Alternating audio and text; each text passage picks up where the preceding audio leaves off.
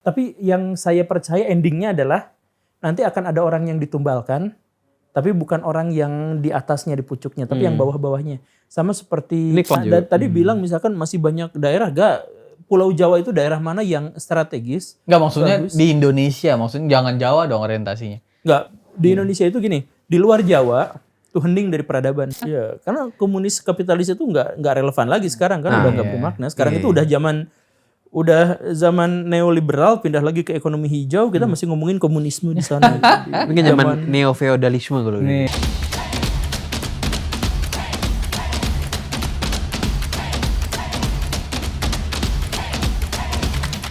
Kita geser dulu, kita geser. Kita geser ke tadi kan preman-preman masyarakat, ini preman oligarki kali ya.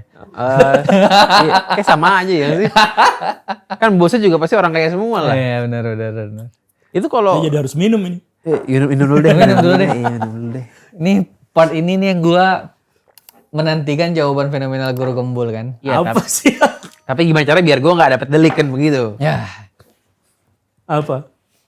Itu untuk kan banyak tuh orang mengintimidasi warga dengan preman. Aguan. Saya nggak tahu namanya sih. Agus. Ya itu kenapa tuh? Agus Mandarin jadi aguan gitu. Kenapa aneh banget ya, maksudnya bisa ada pagar di laut yang masang tuh siapa, kayak preman apa gimana gitu? Iya, yang masangnya itu adalah orang-orang yang mau menguasai laut itu. Tapi kan itu kan ada rumornya begini Bel, kalau kan anak hukum nih. Dulunya itu tanah tuh. Cuman akhirnya kan kena abrasi, dulunya dibilang udah ada giriknya. Jadi sekarang mau direstorasi lah begitu katanya kan. Ini bukan laut nih, maksudnya ini dulunya tuh tambak gitu dulunya. Saya udah lihat petanya. Yang memang di situ ada wilayah yang dulunya tuh tambak gitu. tambak. Memang ada dulu. Tapi hanya bagian kecil aja. Itu yang 30 km sampai panjang ke sana itu udah nggak ada kaitannya dengan tambak. Udah nggak ada kaitannya Bukan dengan tambak yang hilang karena abrasi gitu, bukan ya? Nggak ada kaitannya. Apalagi misalkan itu dibikinnya tahun berapa gitu, itu juga nggak ada kaitannya. Jadi sekarang orang-orang yang terlibat, termasuk juga dalam yang menerbitkan hak guna bangunan itu dan sebagainya, itu harus diperiksa sama-sama. Termasuk menterinya juga harus diperiksa. Ya karena ini mah udah jelas laut itu nggak boleh dimiliki. Ya kan ini tukang ini kan bagian ini. Laut itu kan nggak boleh dimiliki. Itu kan mesti dirunut tuh menteri yang mana gitu kan. Menterinya kan udah banyak nih gonta-ganti. Tahu lah. Iya itu mesti dirunut kan. Tahu, termasuk juga misalkan yang sekarang terseret itu adalah Pak Freddy Numberi gitu. Itu kan sebenarnya udah, jadi maksudnya yang bikin pagernya udah ketahuan. Siapa, perusahaan apa yang udah ketahuan, perusahaan apa yang menggarap di situ, bahkan perusahaan apa yang mendapatkan sertifikat kepemilikan, itu semuanya sekarangnya udah tahu. SHGB. Iya. Hak guna bangunan. Itu kan sebenarnya sekarangnya udah tahu. Hak Jadi guna itu bangunan adalah misalkan, air gitu ya. Iya, enggak, yang paling bingung tuh Hak guna air. Kementerian ATR BPN kan menerbitkan SHGB. Bukan Kementerian Kelautan. Itu dia. Ini kan antar instansi kayaknya saling bingung gitu.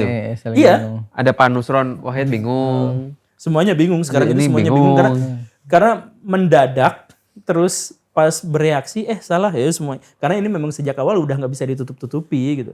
Udah kelihatan Terlalu banget. gamblang memang ini ya. Terlalu gamblang. Ya kemarin itu yang saya bikin lucu tuh Abu Janda mengeluarkan dengan percaya dirinya bahwa ini tuh milik swadaya masyarakat. Yang ngomong bahwa ini milik perusahaan itu hoax. Itu soal bambu itu. Oh, makanya kena doxing kemarin. Gue lihat udah keluar bos. ATR udah bilang SHGB ini nama PT-nya. Kan udah keluar kan. Iya. Lagi dia ngapain ya begitu? Gue tuh emang selalu gedek sama dia. Kayak so jadi pahlawan dulu kampret. Ya beda pendapat sama orang sama mayoritas tuh ya gak apa-apa juga. Saya juga sering beda pendapat sama mayoritas. Tapi kalau sampai dalam hal yang segitunya gitu maksudnya kan. Makanya kemarin saya tuh nyeletuk gitu. Kan kita tuh tahu bahwa Pak Abu Janda itu buzzer gitu. Kita tuh tahu. Iya, itu rahasia umum lah. Tapi sekarang dia buzzer untuk siapa gitu. Sekarang udah sangat cinta Prabowo kelihatannya. Nah, tapi kan Pak Prabowo udah mengatakan bahwa itu harus dicabut. Pak Prabowo aja nyuruh TNI. Nah, makanya dia tuh buzzer jangan-jangan untuk siapa dia gitu. agen mana kan gitu ya. agen ganda ini nggak ngerti kita. Tapi Pak Prabowo tuh udah tegas ya suruh nyabut ya. Dan TNI langsung nyabut ya. Yang buat ya pintu-pintunya. Yang buat linglung ini kakak Menteri Kelautan bilang jangan cabut ini kan yang buat bingung kemarin. Menteri Kelautan bilang jangan cabut gara-gara apa? Gara-gara itu barang bukti. Iya. Ini kan sebenarnya udah dilaporkan berbulan-bulan yang lalu. Jadi gimana ceritanya barang buktinya udah sejak berbulan-bulan yang lalu tuh udah diajukan. Baru viral aja kali ini sekarang. Nah iya itu baru viral. Dan kan ditemukan juga tuh yang hal yang serupa tapi gerumul tau gak sih yang di Jawa Timur yang di Surabaya. Iya, Surabaya kan. Di Manado juga ada. Oh, Manado ada? Ada. Jadi ininya modusnya selalu sama. Jadi bikin pagar-pagar dulu. Terus misalkan si nelayannya udah muter, udah gak bisa lewat situ kan. Udah muter terus apa, dan ternyata tidak ada respon, baru terusin. Terus kalau misalkan udah diterusin, nanti pasti ada nih yang komplain. Dituntut. Oh ya sudah, minta maaf secara administratif, bayar rendah, lanjutin lagi. Itu gitu. Jadi sekarang aturannya kayak gitu. Jadi bikin pelanggaran aja dulu. Bikin bangunan, bikin tanah di tempat yang paling ilegal aja dulu. Bikin aja gedung setinggi gedung Burj Khalifa gitu, bikin aja dulu. Tinggal diurus lah. Nanti kalau udah itu ditegur kan, dimarahin. Oh iya Pak, jadi gimana sanksi administratifnya? Kan kita sekarang nggak bisa sanksi pidana, sanksi administratif. Jadi gimana? Ya didenda sekian-sekian, oke lah. Tapi dendanya jangan banyak-banyak ya, cincai aja. Oke, deal. Udah diterusin. Itu di mana-mana di Indonesia tuh gitu. Nah ini ujung-ujungnya yang paling kesian kan pasti nelayannya terumbu karangnya hancur, ikannya mulai Iya. hilang-hilangan. Jarak antara pantai dan ke laut itu kan jadi jauh ya. Dia jadi solarnya habis itu masuk ke tengah Solarnya laut habis gitu. hanya untuk dapat ikan gitu. Ya tapi kan kalau misalkan pengusaha-pengusaha besar itu nggak mikirnya ke situ, mikirnya itu kan pengusaha-pengusaha kecil, nelayan-nelayan kecil, itu kontribusinya terhadap negara dari pajak dari apa juga kecil. Nah mendingan kami nih yang sekali gede nih, bayar pajaknya juga gede. Terus pas ngebangun, bangunannya juga bagus, bisa narik orang-orang investasi, bisa jadi pusaran ekonomi baru. Coba kalau misalkan di situ bikin peak gitu, misalkan ya, peak 2 atau peak 3 gitu ya.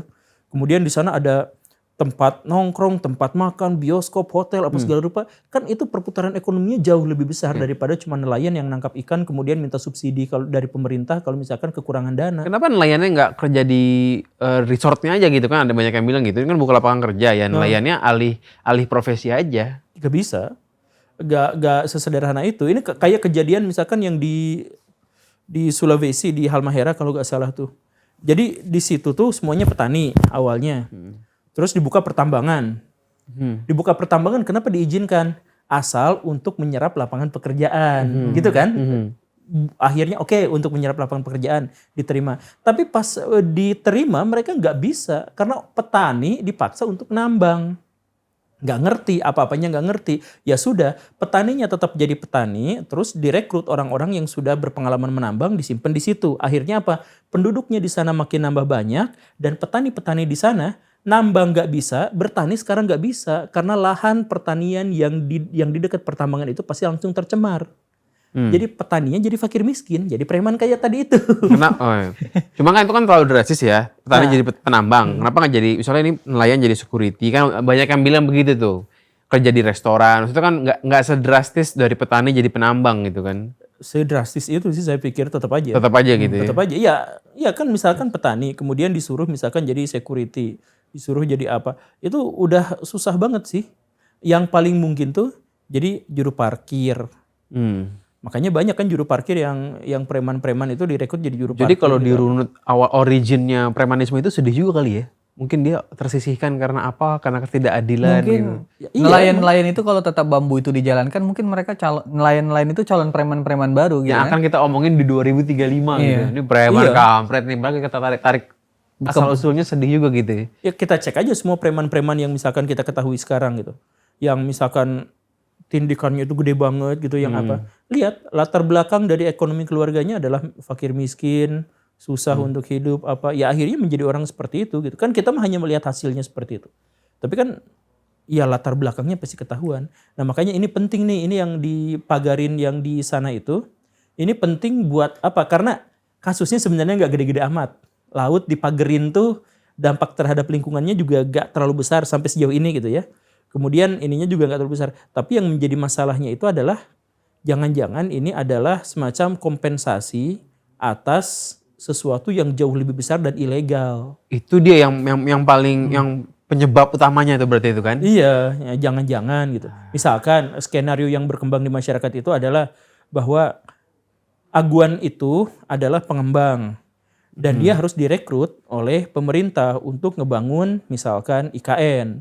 Tapi si Aguan itu tahu persis sebagai pebisnis, dia nggak mungkin bikin di tempat itu yang masa depannya itu masih spekulatif. Masa depannya itu adalah pada waktu itu ya, kan saya belum tahu pemerintahan selanjutnya pro atau kontra terhadap IKN. Tapi kan katanya investor ngantri.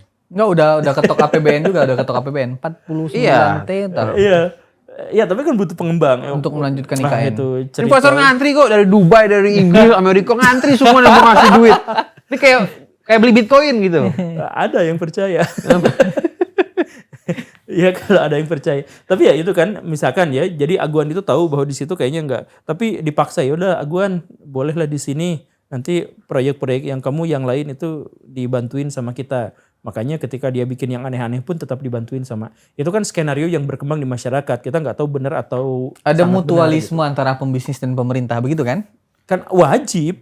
Dan emang dimanapun mereka pengusaha harus diajak gitu kan. Iya, pengusaha itu kan duitnya banyak dan dia sudah diketahui, dia udah punya portofolio bahwa dia Bisa mengelola, bangun. ngegedein Iya. duit gitu. Jadi pemerintah itu wajib untuk berkolaborasi dengan pengusaha. Ya yang jadi masalahnya itu adalah, nah nanti ini melanggar undang-undang atau melanggar hukum atau tidak. Gitu. Ini coba sekarang pikirin, yang ngasih sertifikat tanah itu di lautan itu pasti birokrat pemerintah, iya kan? Nah kalau misalkan itu sampai 30 km itu pasti lebih dari satu pemerintahan daerah, lebih dari satu kecamatan, lebih dari satu kelurahan, itu kan pasti lebih banyak. Kalau misalkan itu berarti kita harus naik yang lebih atas lagi, si pemerintahnya itu lebih atas lagi. Itu siapa? Itu kan bisa kita lacak sekarang tuh, dan itu adalah tindakan yang ilegal. Ya udah langsung aja tangkepin semua. Siapa itu Pak Guru yang paling tinggi gitu kira-kira? Provinsi Banten itu adalah pemerintah Provinsi Banten itu adalah pemerintah yang memiliki reputasi buruk dalam pengelolaan macam-macam. Itu kita sepakati lah, itu buruk ke Ya, ya. Banten itu. Itu kan ada di Banten. Coba cek aja itu misalkan bupatinya atau cek si gubernurnya. Ada nggak kaitannya? Kalau misalkan itu kan sampai 30 km, mana mungkin dia nggak tahu. Gitu. Dan itu ada sertifikatnya di situ kan, yang dijual ke berapa orang gitu, ke berapa korporat gitu. Itu kan ya cek aja itu bupatinya lagi, gubernurnya. Saya yakin itu ada keterlibatan. Keyakinan saya nggak nuduh, keyakinan saya. Ketar-ketir pasti ya. Lagi viral-viral kayak begini. Siapapun yang di dunia itulah pasti ketar-ketir ini. Dan Tapi yang saya percaya endingnya adalah nanti akan ada orang yang ditumbalkan, tapi bukan orang yang di atasnya, di pucuknya, tapi yang bawah-bawahnya. Sama seperti Ini klasik lah ya. klasik Klasik lah. Ya. yang tambang yang merugikan negara 300 triliun itu, yang ditangkap kan bukan pemilik perusahaannya, bukan komisarisnya, bukan pemegang sahamnya, cuman temennya yang ikut berkolaborasi, itu yang ditumbalkannya yang itu. Nanti netizen marah-marah ke si itu, istrinya juga didoxing, dicari-cari itu. Nah padahal yang aslinya aman, udah ada tumbal di situ. Kan di gitu. setting sejauh itu ya. Ya iyalah. Dan Jadi, menurut Pak Guru, menurut keyakinan Pak Guru akan lanjut aja nih. ini akan lanjut, tapi itu pasti yang ketangkepnya itu bukan siapanya. Ya maksudnya setelah itu sih ini tetap akan jadi. Proyeknya akan jalan nggak? Iya gitu ya? maksudnya itu. Menurut keyakinan Pak Guru akan jalan nggak nih barang proyeknya gitu. Nanti kalau udah reda. Nah, setelah viral segini, ini besar banget loh viralnya ini. Masyarakat kita tuh mudah lupa. Itu Mudah. kayak reklamasi Jakarta yang di Jakarta Utara itu, pulau-pulau buatan itu, lanjut kan sampai sekarang. Yang udah yang dijadi. Iya. Yang nggak jadi mah cancel udah kan. Tapi Iya. yang udah jadi itunya nggak Iya. berhenti di situ kan. Iya. Lanjut. Ya kita banyak yang pikun apalagi soal politik ya. Mungkin kurang makan ikan kali gitu nih. Iya. Kita tuh ya itu mudah diarahkan Yang kesana yang kesini. ngeselin itu yang debat di TV ini bos, yang bilang swasembada ini yang membuat kesel juga. Iya kayak bener lu ngomong nggak masuk akal gitu. Gue nonton nih kan, pas TNI lagi ngangkat nyabut-nyabutin walaupun hanya di pintu kan masyarakatnya dukung. Ayo cabut, dibantuin sama masyarakat lain. Dia bilang swasembada lagi. Swasembada yang mana ini, rakyat yang mana ini kan? Ini nelayan dari yang mana yang setuju kan? Dan apa ya? Itu nelayan yang diwawancara Abu Janda. Iya. Dan keselnya adalah pihak-pihak yang mengatakan swasembada ini dengan berani dan lantangnya ini loh menyebut swasembada. Pede deh. Pede banget, parah pede banget. ATR juga udah konversi nih, ada PT-nya, dia ada nama-namanya, tapi masih ada juga orang yang masih teriak swasembada ini maksudnya kan apa ya, lu dibayar tuh gimana? Masih ada yang percaya juga pasti. Iya sih, ngeselin, kesian sih, nelayannya kesian. Iya. Dan itu kan sebenarnya yang ngebangun itu juga nelayan kan, orang sana juga kan, tapi dibayar. Jadi sebagai kulinya. Nah itu ya mungkin yang dijadikan senjata yang dituduh itu kan ini kan buatan nelayan. Benar. Emang gak Benar salah nggak sih. bohong. Iya. Berarti benar dong. Swasembada ini berarti ngasih kerjaan gini ya berarti. Sebenarnya demi kepentingan dari nelayan. Itu kan nelayan yang dimaksud itu. Benar kepentingan lain kan berarti kan? Udah lihat mapnya belum sih? Udah. Itu udah. Saya lagi seru nonton podcast yang bahas itu, emang seru-seru lah pokoknya. Iya. Sangat berani lah itu pada itu. Ya, makanya kita juga harus berani lah untuk menyampaikan. Jadi kalau misalkan kita digebuk kan gedebuknya rame-rame sekarang. Ini siapa yang bahas pagar laut? Guru Gembul bahas pagar laut. Iya, kita mah nggak bahas, kita nanya doang kan. Iya. Oh, ya udah kita bahasan yang lain yuk. Misalkan pick 2 gitu. Tapi yang Surabaya mah beda kan ya? Yang Surabaya Guru Gembul nggak tahu, udah tahu belum Itu siapa Saya baru tahu semalam. Pihaknya beda kan? Beda pihak. Iya, pihaknya beda kan. Oh. Pihaknya beda. Cuman modusnya memang selalu sama karena aturannya sama. Memang ini common knowledge lah gitu ya. Oh. Nggak, kenapa sih orang kebiasaan nimbun tanah di laut? Maksud gua kan masih banyak daerah-daerah lain ya. Nggak ada daerah-daerራሕ lain. Dan yang gue bingung tuh, kan kita dibilang nih 2050 climate change, pantai bakalan hilang tuh. Nah. Tenggelam, kok harga di pantai makin mahal. Itu dia. Nggak gini, Makin kalau nimbun, misalkan Bos. kalau misalkan climate change itu adalah misalkan menaikkan permukaan laut sampai 50 cm, coba lihat yang dibangun itu berapa senti dibikin di atas permukaan laut. Kan mereka juga sudah mitigasi ya. Coba kalau misalkan itu yang di pinggir-pinggir itu coba hitung berapa ini ketinggiannya. Berarti pas yang bangunan proyek-proyek pengembang ini udah ditinggiin semua dibanding yang masyarakat punya gitu ya? Iya, udah. Oh, jadi mereka juga. Tadi bilang misalkan masih banyak daerah, Pulau Jawa itu daerah mana yang strategis? Nggak, maksudnya di Indonesia, maksudnya jangan Jawa dong orientasinya. Nggak, di Indonesia itu gini, di luar Jawa tuh hening dari peradaban. Iya, ngomong. Balikpapan pun pasti kan hening gak sih? Balikpapan pun yang Sumatera bagus. kan, semenanjung Sumatera kan banyak. Apanya? Banyak rawa-rawanya. Mungkin tapi pantai untuk dibangun, tapi nggak usah sampai nimbun laut. Ekonomi kali, ekonomi Nggak, ini. kita segala sesuatu itu terpusatnya di Jawa. Jadi misalkan sebenarnya wilayah yang mencekik Selat Malaka itu kan sebenarnya sangat strategis. Sangat. Kenapa itu nggak rame tapi ya? Iya, Malaysia, Sumatera ini kan. Ya, kenapa? Ya karena nggak ada keinginan. Karena semua kita tuh berorientasinya di Jawa. Apa-apanya tuh di Jawa. Jadi dalam hal Pak Jokowi pengen memindahkan ibu kota ke IKN, dalam hal itu saya tuh sebenarnya setuju. Tapi kalau sekarang itu saya nggak setuju. Iya. Nah, kenapa? Karena misalkan ya, di Selat Malaka lebih Strategis sebenarnya. strategis. Kenapa nggak pindah IKN di Selat Malaka gitu ya? Tapi kan jauh dari Jawa. Masalahnya selalu sama. Ini kayak gini nih. Indonesia kan lautan, mayoritas lebih banyak lautannya daripada daratannya. Harusnya yang berkembang itu kan adalah TNI Angkatan Laut daripada Angkatan Darat. Tapi kan nggak mau harus Angkatan Darat yang dominan. Demikian pun dengan ini. Harusnya kan tempat-tempat yang lebih strategis itu di luar Pulau Jawa. Ya, tapi kan Pulau Jawa yang harus diprioritaskan. Ceritanya selalu sama gitu. Oh iya. Apa jangan ada agen Singapura kali? Nggak mau Selat Malaka kita ada pelabuhan bagus, bisa juga. Nggak, kalau misalkan Indonesia Ada bikin dengan elit yang lebih tinggi ternyata. elit Singapura gitu kan ya. Kalau Indonesia bikin pelabuhan di Sumatera di dekat Medan misalkan kanan kirinya gitu ya. Itu investor India sama Cina pasti rebutan. Pasti pengen ngebantu. Iya, maksudnya itu kan ya common sense gitu. Kenapa nggak dilakuin gitu kan ya? Iya. Bikin pelabuhan berapa sih dibanding bikin IKN maksud gitu kan? Itu selat itu adalah selat paling sibuk di seluruh dunia. Iya. Ya makanya berarti kan ada agen asing yang bagaimana yang nggak boleh kita bikin kan gitu. Dan memang Gak ada yang kepikiran aja. dan memang bagian-bagian utara kalau di Jakarta ini kan isinya memang kayak ini bos, kayak Texas ini kan, tempat-tempat bebas ini kan. Di mana? Iya. Maksudnya yang di wilayah-wilayah utara kan. Oh, kita ada pernah upaya untuk menyaingi Singapura untuk Selat Malaka itu, tapi sampai sekarang malah bentrok.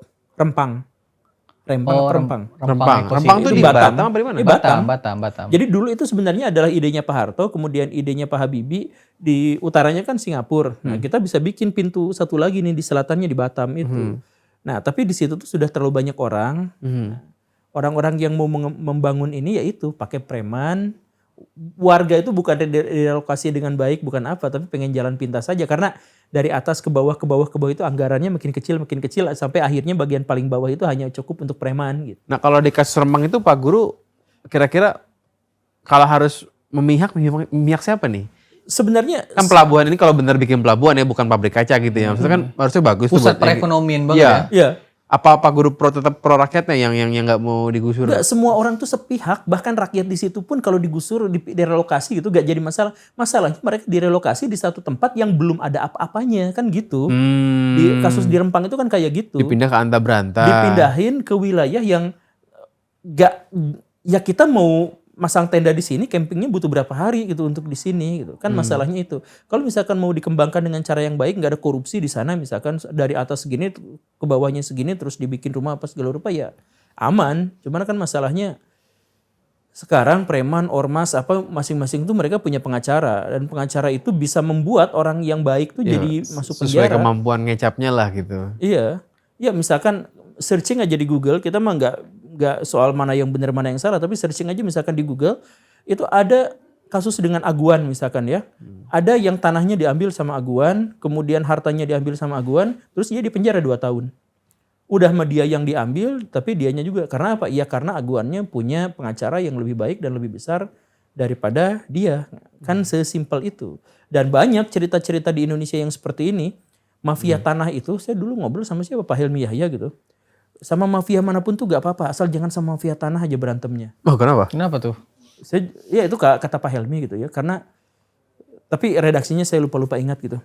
Ya karena sengeri itu gitu. Jadi kalau misalkan mereka lihat tanah gitu, kemudian diserobot aja gitu, itu bisa karena dokumen-dokumen pertanahan kita itu bisa direkayasa. Itu kan untuk tanah-tanah yang mungkin masih belum terlalu jelas kali ya, masih Atau belum giring, terdaftar gitu ya. masih giring Bahkan belum. yang sudah terdaftar pun bisa. Bahkan yang sudah SIM terbaru, yang bayar pajak tiap tahun. Iya. Masa sih? Semua dokumen kita tuh bisa direkayasa, semua.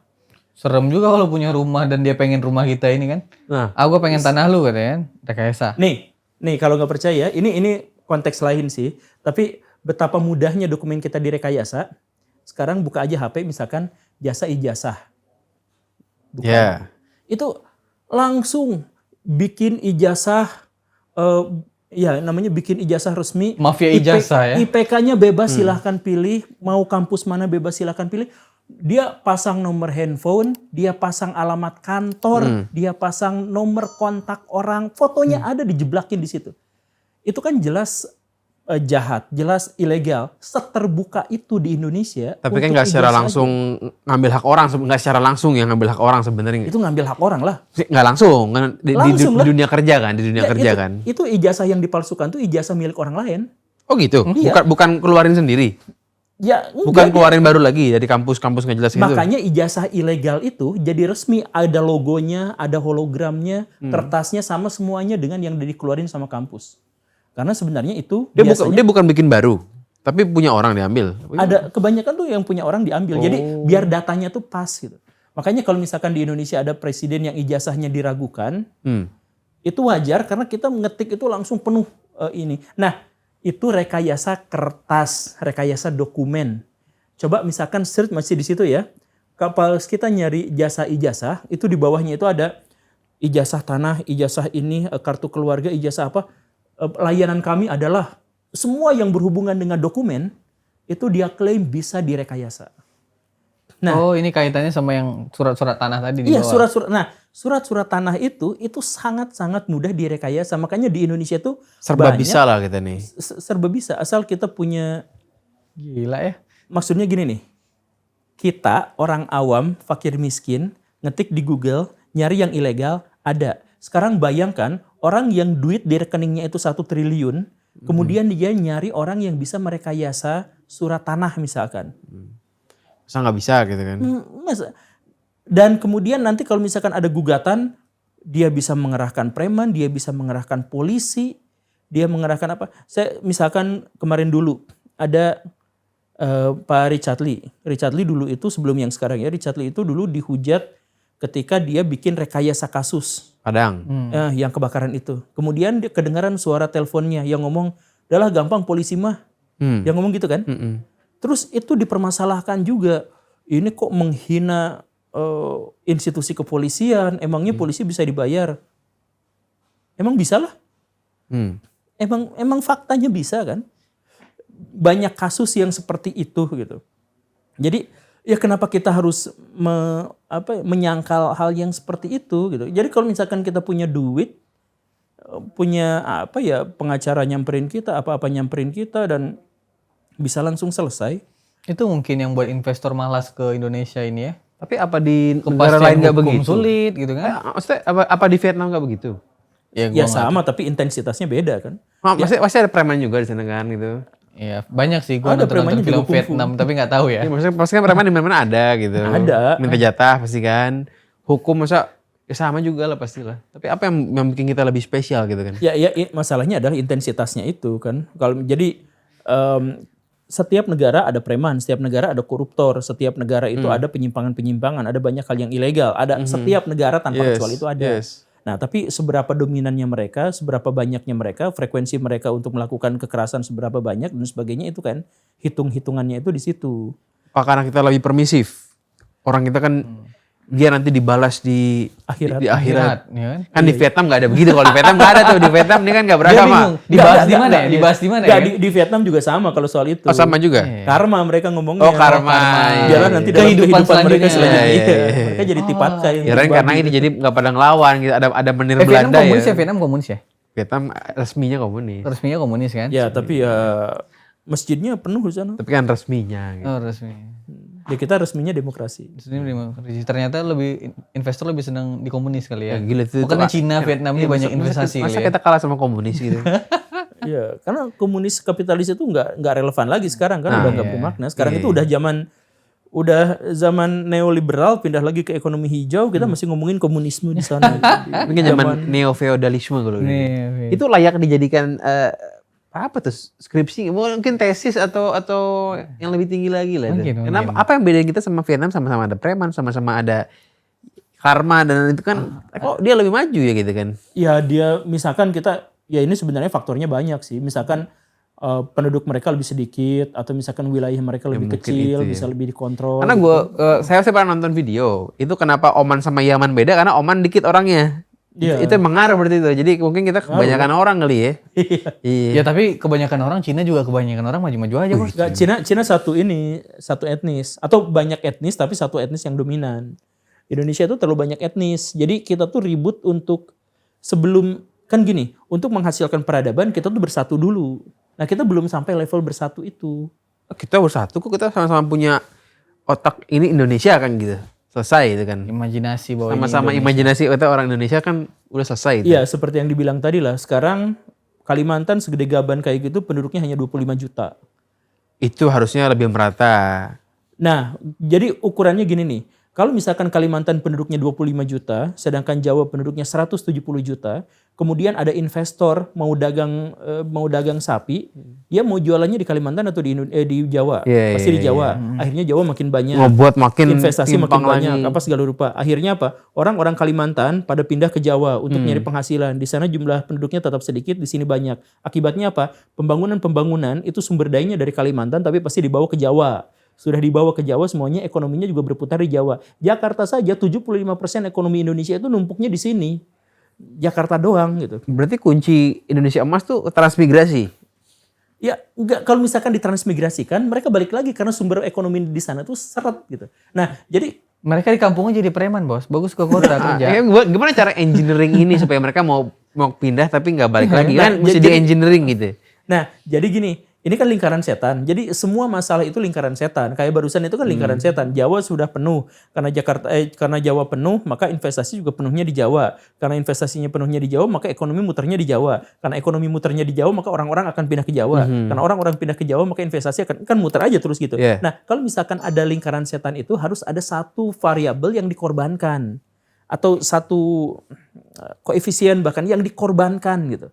Jadi misalkan gini, Jawa kan udah penuh sama orang. Karena itu investasi numpuknya di Jawa. Karena investasi numpuknya di Jawa, orang-orang Kalimantan semuanya numpuk di Jawa. Karena numpuk di Jawa, maka ini muter lagi gitu kan. Nah, misalkan satu aja dari lingkaran itu diputus. Misalkan haram datang ke Jawa. Dengan cara Misal- bikin paspor gitu. Ya kan kalau misalkan mau lingkaran setan itu harus ada yang motong gitu. Ya, betul, Misalkan betul, gini, betul. saya fakir miskin. Karena fakir miskin, maka saya fokusnya nggak belajar, tapi fokusnya hidup. Karena itu saya menjadi bodoh. Karena saya menjadi bodoh, maka saya jadi fakir miskin. Jadi Muter aja terus. harusnya Gimana caranya? Potong aja satu. Misalkan saya bodoh, tapi gimana caranya saya supaya menjadi kaya? transmigrasikan dia. Ya gitulah. Misalkan gitu. Kasih tanah tapi Gak ada balik hubungannya. lagi deh. Nah itu lingkaran setan itu ya gitu. Jadi harus ada yang dikorbankan. Nah Cina itu dikorbankan. Jadi ada trilema di sana itu kan ada. Nah misalkan gini, Cina tuh miskin. Dulu kan miskin banget kan. Cina tuh miskin. Kalau miskin jadi bodoh. Kalau bodoh jadi apa? Ya udah. Gimana caranya? Korbanin. Apa yang dikorbanin? Tenaga kerja mereka dibayar sangat-sangat murah. Dan iya, Korea juga dulunya itu dibayarnya murah. Iya. Vietnam juga begitu. Nah itu kan bikin Dan itu kunci sukses semua negara Asia Timur itulah, termasuk Vietnam kita anggap juga. Mereka kan pada waktu itu sakit hati, fakir miskin, udah membayar kerjanya 15 jam tapi dibayarnya kecil. Tapi setelah itu berhasil dipotong, nah akhirnya apa? Setelah dipotong, perusahaan menjadi membaik. Setelah perusahaan menjadi membaik, ekonomi menjadi membaik. Setelah ekonomi membaik, pendidikan menjadi baik. Setelah pendidikan menjadi baik, akhirnya kesejahteraan juga meningkat. Berarti perlu ada Akhirnya bisa. generasi yang dikorbankan. Bukan generasi, ada Satu generasi dibayar murah dikorbankan. ya misalkan yang seperti itu loh. Ya termasuk yang tadi itu, misalkan dilarang masuk apapun yang terjadi di Kalimantan, warga Kalimantan jangan Tapi transmigrasi siapa ke Jawa. misalkan. capres yang akan ngomong janji tapi sejahat dulu- itu? tapi kan dulu Soeharto kan punya program itu kan. Apa? Orang Jawa yang dikirim ke Sumatera, dikirim Karena ke... dia nggak pemilu kali. Karena untuk menjaga keseimbangan ketahanan nasional tuh dia kan ngirim orang Iya, tuh, zaman iya. Soeharto itu kan. Ya makanya untuk Makanya negara banyak orang berkembang, Jawa di Medan, banyak Sekarang orang nggak Jawa bakal di mana-mana. mau deh kalau sekarang kali ya. Maksudnya dengan janji capres 5 tahun sekali, masa janjinya begitu kan nggak mungkin lah. negara berkembang itu nggak cocok dengan demokrasi. Turunin UMR. Oke, negara berkembang cocok sama? Diktator. Nggak ada negara berkembang yang sukses gara-gara demokrasi itu. Karena negara bodoh susah pakai demokrasi gitu jawabannya. Bukan, demokrasi itu kecenderungannya melanggengkan sesuatu yang ada, melanggengkan status quo. Oke. Jadi kalau misalkan negara udah maju, dikasih demokrasi. Suriah maju diktator. seterusnya. Suriah diktator. Suriah diktator. Terus dikasih demokrasi, diktator terus gitu. Nggak, kan Suriah sudah telanjur diktator tuh keluarganya si Assad. Ya, Nggak maju. enggak. Bukan. Negara demokrasi itu, negara berkembang itu lebih cocok dengan kediktatoran daripada demokrasi. Bukan berarti setiap diktator yang ada di negara berkembang itu juga akan mengembangkan mereka. Kalau misalkan mau ambil contoh yang sebaliknya, kenapa nggak ngambil contoh yang Cina gitu? Cina itu maju gara-gara Xi Jinping yang sangat diktator. Dia bilang ngeberantas koruptor, bohong. Dia ngeberantas lawan-lawan politiknya. Kan gitu. Tapi kok maju? Iya, tapi kok maju? Iya, karena negara berkembang itu cocok sama diktator yang baik. Di sini bukannya juga lawan politik katanya rumor-rumornya juga diberantas gitu kan? Ya bagus asal ini. Makanya saya tuh dulu kan sering bilang bahwa negara yang di Indonesia itu butuh diktator. Jadi diktator itu bukan tiran, belum tentu. Oke. Diktator itu bisa Tapi aja jadi tiran. kecenderungannya begitu. Enggak. Jadi diktator itu adalah orang yang mengendalikan, mengontrol semuanya. Kita ngeliat sama dirinya. negara Arab itu tiran itu. Negara Di Arab Mesir, tiran. di Negara Arab Suriah. tiran. Itu tiran. Ya kita kan maksudnya. Singapura itu diktator. Tapi baik. Tapi merit, ya. Ya, jadi diktator Singapura itu ini diktator pintar. Bisa baik, bisa jahat. Ya, apa jaminan kita dapat diktator yang bukan tiran kan gitu? Diktator itu bisa baik, bisa jahat. Kalau Pak Tiran itu Harto, pasti jahat. Pak Harto itu awalnya diktator yang baik. Nah, di akhir-akhir masa pemerintahannya dia terlena. ya orang kan bisa berubah, nggak ada jaminan semua. Ya memang bisa berubah. Si Jinping kok tetap begitu ya, hebat juga Apanya? ya. Tetap bagus lah katakan misalnya. Enggak, sekarang juga goyang dia. Goyang juga dia. Hitung berapa tahun lagi dia bisa bertahan, saya yakin digoyang dia. Ya, apa tunggu meninggal kali kalau si Jinping. Nunggu meninggal. Saking langgengnya maksudnya gitu loh, seumur hidup gitu. Atau Putin diktator. diktator. Diktator ya. Diktator jelas. Nih Trump nih pun ada isu-isu diktatornya juga. Trump jelas, kan. diktator. Tapi kan 4 Konservatif tahun ini kan. gelar kalau itu kan. Iya sih, Nggak bakal bisa nambah gitu maksudnya. Kalau Putin kita nggak tahu sampai kapan, si Jinping, Kim Jong Un kita mana tahu sampai kapan kan. Kalau Trump kan nggak lah 4 tahun kelar ya. Ciri dari kediktatoran itu adalah dia dicintai sama rakyatnya. Kim Jong Un. Ya iyalah. Dia ketemu sama Kim Jong Un nangis-nangis itu rakyatnya. Kalau nggak nangis ditembak gimana? Harus tepuk tangan Ya doang iyalah. nih kan. Ya gue juga bakal begini. Gue gimana takut mati lah kita. Ciri dari Gua tambahin diktator lagi itu tuh. kan The best gitu. Pak, the best. Berarti kalau rakyatnya pada benci pemimpinnya, berarti bukan diktator. Ya bukan. Kalau kita kan- nggak akan ada yang berani sama diktator kan? Siapa yang berani sama diktator? Berarti kalau mau maju kita harus cinta pemimpin. Itu kurang lebih. Kalau kita mau, ini peradaban di seluruh dunia, masyarakat bisa maju itu ketika mereka mengakumulasikan pengetahuan dan kesadarannya. Gimana cara mengakumulasikan pengetahuan dan kesadarannya? Harus ada dalam hierarki yang kokoh. Jadi misalkan gini nih, ini meja mau kita pindahin kemana? Ke sana, ke sini, ke sini, ke sini, ke sini.